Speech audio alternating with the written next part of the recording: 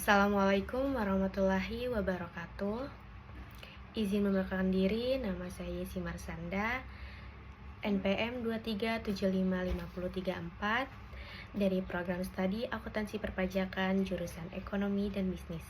Di sini saya akan menjelaskan mengenai akuntansi pendapatan dan akuntansi piutang, yang dimana terdapat di laporan realisasi anggaran.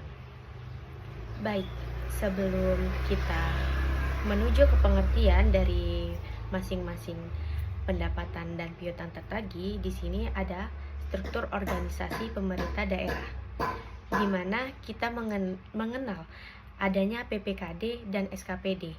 Apa sih PPKD dan SKPD? PPKD adalah pejabat pengelola keuangan daerah, sedangkan SKPD adalah satuan kerja perangkat daerah. Nah, di sini entitas pun berbeda, yang dimana PPKD entitas pelaporan dan SKPD entitas akuntansi keuangan. Jadi di dalam satuan kabupaten ataupun kota hanya ada satu PPKD dan ada banyak SKPD cabang lainnya. Di sini PPKD dan SKPD ada hubungan, yang dimana hubungan tersebut head office dan brand office.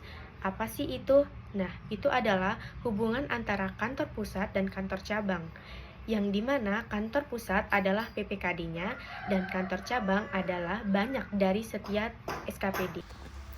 Oke, baik. Selanjutnya di sini ada pengertian dari pendapatan laporan realisasi anggaran. Pendapatan adalah semua penerimaan rekening kas umum negara maupun daerah yang menambah ekuitas dalam periode tahun anggaran yang bersangkutan yang menjadi hak pemerintah dan tidak perlu dibayar kembali oleh pemerintah. Adapun 3 klasifikasi pendapatan, yakni yang pertama, pendapatan diterima dari pendapatan asli daerah. Yang kedua, pendapatan transfer, dan yang terakhir adalah lain-lain pendapatan daerah yang sah. Baik, di sini adapun prinsip akuntansi pendapatan daerah, laporan realisasi anggaran. Pendapatan secara umum yang sudah saya jelaskan di awal. Nah, di sini pendapatan daerah ini pada saat telah disetor ke rekening kas umum daerah. Nah, selesai dari itu ada pengoreksian atas pengembalian pendapatan yang sifatnya tidak berulang, non-recurring, atas pendapatan tahun berjalan, dicatat sebagai pengurang pendapatan. Sedangkan koreksi atas pengembalian pendapatan periode sebelumnya dicatat sebagai belanja tidak terduga yang mengurangi saldo anggaran lebih pada periode ditemukannya koreksi. Akuntansi pendapatan dilaksanakan berdasarkan asas bruto, yaitu dengan membuka penerimaan bruto dan tidak mencatat jumlah netonya, yang dimana setelah dikompensasikan dengan pengeluaran.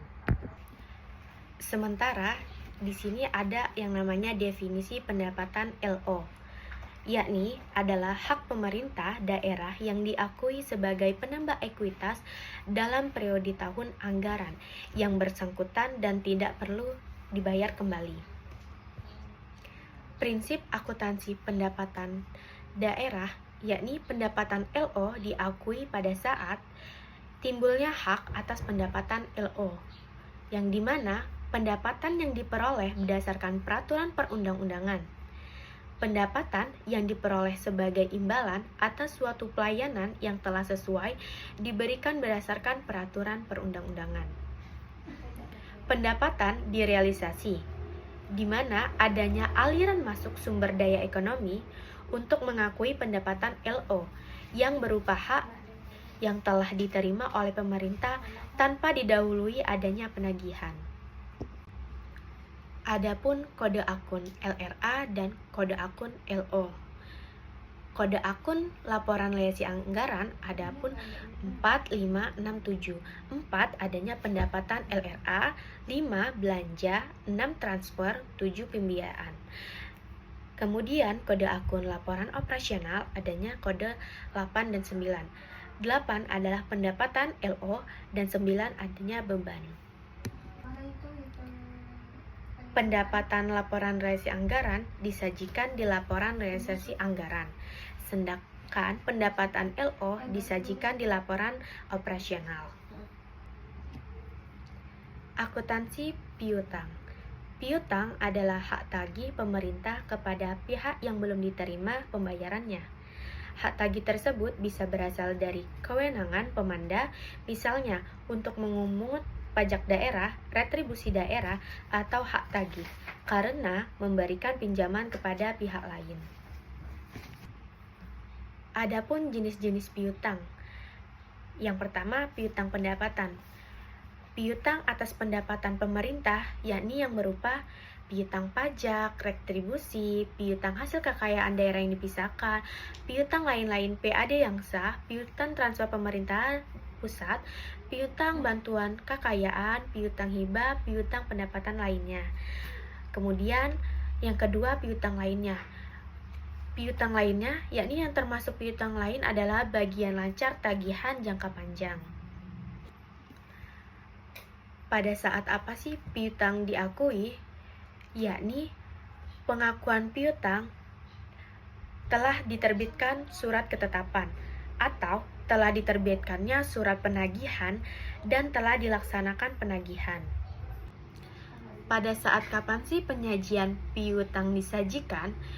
Yakni piutang disajikan sebagai aset lancar di neraca sebesar nilai jatuh tempo dalam tahun berjalan dan yang akan ditagih 12 bulan ke depan berdasarkan surat ketentuan penyelesaian yang telah ditetapkan. Namun, adanya piutang yang saya ketahui yaitu piutang bisa dalam jangka tempo kurang dari 12 bulan, yaitu bisa kita sebut piutang jangka pendek, yang dimana antara kantor dan yang meminjam uang ke kantor tersebut sudah adanya hubungan dan adanya berdasarkan adanya surat perikatan antara kantor yang meminjamkan dan kantor yang meminjam uang tersebut. Disajikan sebagai aset lainnya terhadap nilai yang akan dilunasi di atas 12 bulan berikutnya.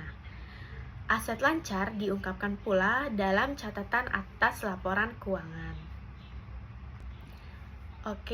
Di sini saya akan mencontohi bagaimana sih piutang.